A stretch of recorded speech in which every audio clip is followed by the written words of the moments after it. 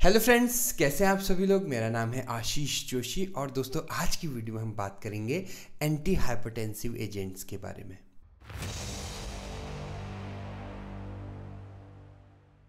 दोस्तों पिछली वीडियो तक हमने डायूरेटिक कंप्लीट कर दिया था, एंटी एंजाइनल ड्रग। आज हम बात कर रहे हैं एंटी हाइपरटेंसिव एजेंट्स के बारे में।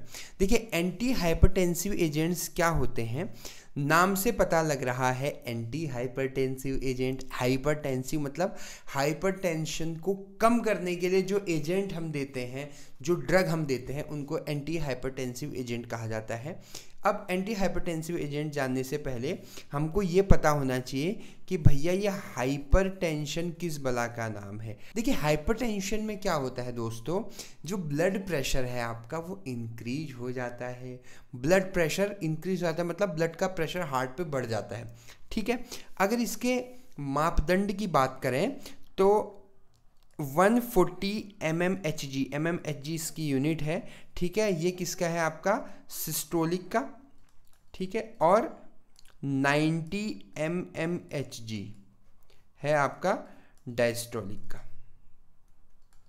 ठीक है, अब ये पहले जो था अलग था, पहले ये 120 mmHg था सिस्टोलिक और डायस्टोलिक 80 mmHg था, लेकिन अब जो है उसके जो पैरामीटर्स हैं वो थोड़ा चेंज हो गए हैं।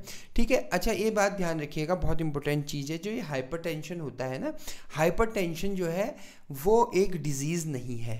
ठीक है, वो क्या है, एक डिजीज़ नहीं है, बल्कि क्या है, एक रिस्क फैक्टर है।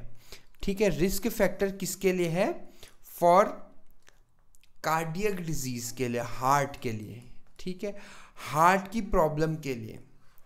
ठीक है, ये क्या है, एक रिस्क फैक्टर है कि भैया अगर मेरा हाइपरटेंशन, अगर मैं बहुत ज़्यादा मेरा ब्लड प्रेशर जो है बढ़ा रहता है तो there will be a chance कि मुझे जो है हार्ट की इशू आने वाली है आगे कुछ टाइम तक, आने वाले कुछ समय तक। ठीक है, तो जो एंटी हाइपरटेंसिव एजेंट है वो क्या करता है, हाइपरटेंशन को कम करता है, ब्लड प्रेशर को कम करता है।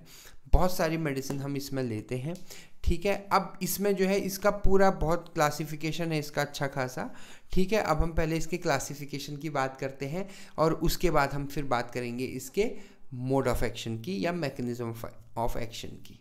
तो ये है दोस्तों, इसी के अंदर आपका क्लासिफिकेशन भी हो जाएगा और इसी के अंदर इसका मैकेनिज्म ऑफ एक्शन। ठीक है, मैकेनिज्म ऑफ एक्शन, ठीक है, ये हो जाएगा आपका एक साथ है।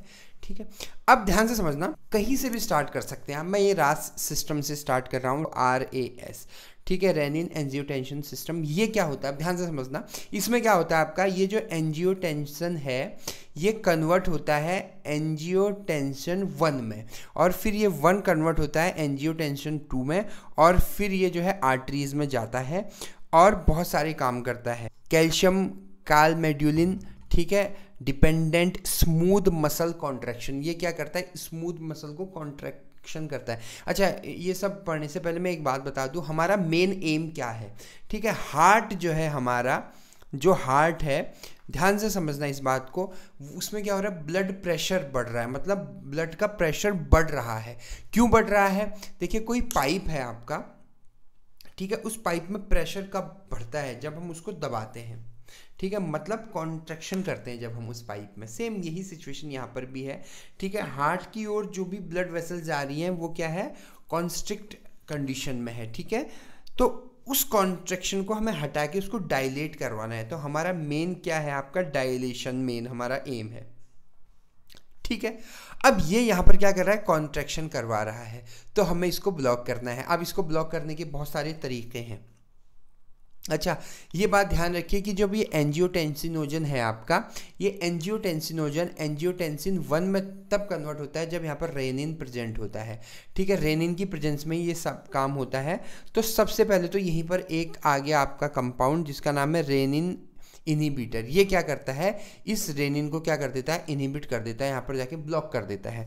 ठीक है, ब्लॉक कर देता है, रेड से दिखा देता हूँ मैं, यहाँ पर इसको ये ब्लॉक कर देता है, जिसके वजह से एंजियोटेंसिनोजन 1 जो है बन ही नहीं पाता है। सॉरी, एंजियोटेंसिन 1 क्या है, बन ही नहीं पाता है, मतलब एंजियोटेंसिनोजन 1 कन्वर्ट नहीं हो पाता है एंजियोटेंसिन 1 में।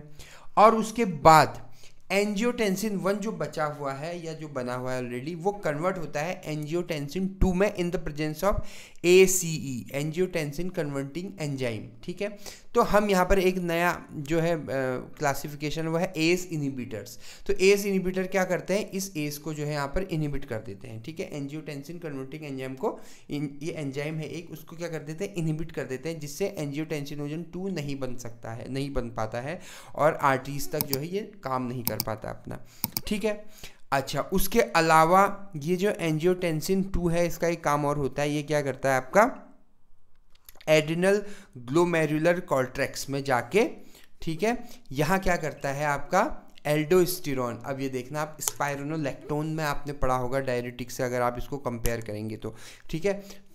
तो क्या करता था वो एल्डोस्टेरोन को कम कर देता था स्पाइरोनोलैक्टोन, हालांकि वो मैंने पढ़ाया नहीं था क्योंकि वो स्टार मार्क में नहीं थी मेडिसिन, ठीक है। तो इसलिए वो ड्रग जो है, इसलिए हमने उसके बारे में बात नहीं करी थी। और फिर यहाँ से ये सब अपना काम करके कहाँ जाता था, आपका किडनी में जाता था, ठीक है। अब यहाँ पर क्या आ गया है, डाययूरेटिक आ गया है। अभी देखिए डाययूरेटिक क्या कर रहा है, डाययूरेटिक यहाँ पर क्या कर रहा है, इंट्रावेस्कुलर वॉल्यूम को कम कर रहा है। प्लस बीटा ब्लॉकर है, ये हार्ट पे जो बीटा ब्लॉकर है, ये नीचे आप देखेंगे यहाँ पर बीटा ब्लॉकर लिखा हुआ है।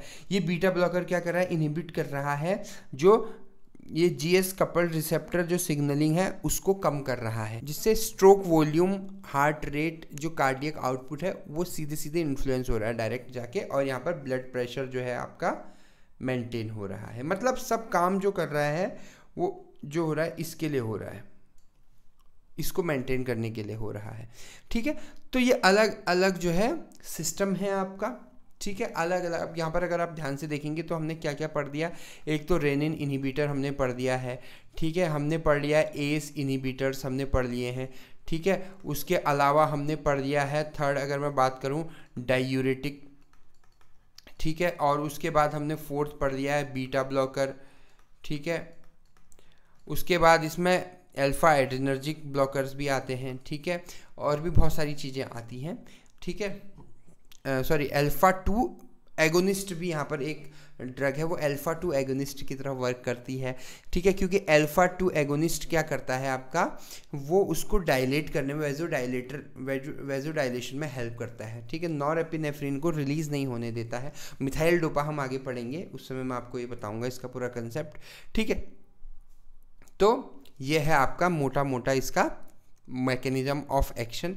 अब हम बात करते हैं इसमें यूज़ होने वाली कुछ ड्रग की। आज हम सिर्फ उसके स्ट्रक्चर को पढ़ेंगे और उसका यूजेस तो आपने पता है, यूजेस में सब में सेम वही चीज़ लिखनी है, डिक्रीज हार्ट रेट या मेंटेन ब्लड प्रेशर, क्योंकि डिक्रीज ब्लड प्रेशर नहीं, वो गलत हो जाएगा, क्योंकि हमारा मेन काम ये नहीं है कि ब्लड प्रेशर को एकदम ही कम कर दो। ब्लड प्रेशर एकदम कम होगा तो भी ज़्यादा दिक्कत है, ठीक है, ब्लड प्रेशर बढ़ेगा तो भी प्रॉब्लम है। तो हमें ब्लड प्रेशर को क्या करना है, मेंटेन करना है। अब देखिए मेंटेनेंस ही ज़िंदगी है, हर चीज़ को आपको मेंटेन वे में लेना है आपका, ना ज़्यादा खाना है ना कम खाना है, ना ज़्यादा पानी पीना है ना कम पानी पीना है। वैसे ही इसमें भी है, ब्लड प्रेशर ना बहुत ज़्यादा होना चाहिए ना बहुत कम होना चाहिए। क्लियर है। अब हम कुछ ड्रग पढ़ रहे हैं और स्टार मार्क की ड्रग हम नेक्स्ट लेक्चर में कवर अप करेंगे। तो पहली जो ड्रग है आपकी उसका नाम है टाइमोलोल या टीमोलोल, ठीक है। ये इसका स्ट्रक्चर है, ध्यान से देखिएगा, कुछ नहीं है इसमें, स्टार मार्क नहीं लगा हुआ है, तो सिर्फ स्ट्रक्चर याद करना है, यूजेस करने हैं। वैसे अभी तक यही देखा गया है ज़्यादातर केसेस में कि स्ट्रक्चर वाले जो जिसमें जो स्टार मार्क नहीं है वो मेडिसिन कम आती है और वो ड्रग कम आती है, और आती भी है तो उसकी सिंथेसिस नहीं आती है, ठीक है, ना ही उसका SAR आता है, ठीक है। उसके बाद है कैप्टोप्रिल, बहुत इंपॉर्टेंट ड्रग है बाय द वे, कैप्टोप्रिल है। फिर है लिजिनोप्रिल, ठीक है।